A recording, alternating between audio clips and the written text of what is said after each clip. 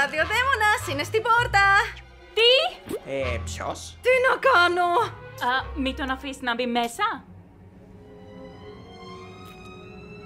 Μπορώ να μιλήσω τώρα? Μπορείς. Άλλα στον χαρά που σε γνωρίζω, γλυκιά μου, πολύ μεγάλη χαρά.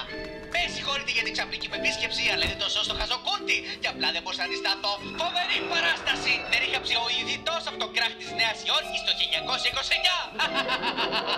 Τόσα πολλά ορφανά. Σταμάτα εκεί που είσαι, κάμπρον χίγοντε μπέρ. Ξέρω τι παιχνίδι παίζει και δεν θα σε αφήσω να βλάψεις κανέναν εδώ. Ψιλομύτη! Κακόχουστε πολυλογά, παπάρα.